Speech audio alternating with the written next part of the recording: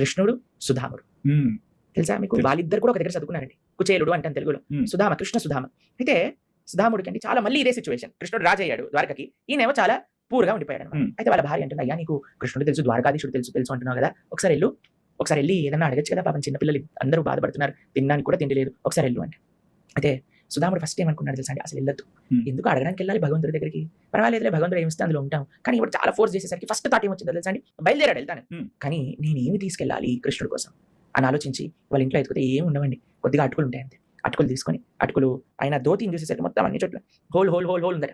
అయితే ఎక్కడైతే హోల్స్ లేకుండా చాలా ప్రదేశం ఉంది, ఇంత చిన్న ప్రదేశంలో ఇంత గొప్పడు అటుకులు తీసుకొని కొద్ది బెల్లం పెట్టుకొని ఒక మూటలా చుట్టుకొని ఆ మూటని ఇలా పెట్టుకొని నడుచుకుంటూ కృష్ణుని అసలు ఏం అడగాలని కాదండి, కృష్ణుని చూస్తే ఏం పలకరించాలి, ఎన్ని రోజులైంది నా స్నేహితుని చూసి, ఎలా ఉంటుంది, ఫస్ట్ చాలా సంవత్సరాల తర్వాత చూస్తున్నాను కదా, అలా అని వెళ్ళారటండి. అయితే ద్వారక బయట ఉండే భటులు ఉంటారండి, రక్షణ భటులు. అయితే వాళ్ళు అడిగారట, ఓయ్ నువ్వెవరు, ఏం కావాలి నీకు అని. అంటే మీకు తెలిసింది, ద్వారక యొక్క ద్వారపాలకుల దగ్గర ఎంత ఐశ్వర్యం ఉందట అంటే, ఈ ప్రపంచంలో ఉండే మహా కోటీశ్వర్ల కంటే ఎక్కువ ఐశ్వర్యం ద్వారక దగ్గర ఉండే ఆ భటుల దగ్గర ఉందటండి.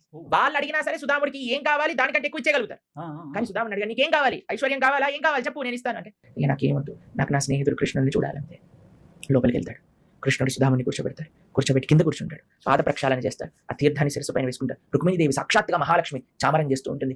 ఎంత ప్రేమగా పక్కన కూర్చొని ఎంత ప్రేమగా మాట్లాడతారంటే, ఎంత ప్రేమగా మాట్లాడతారు, ఎన్ని రోజులైంది నేను చూసి. ఇప్పుడు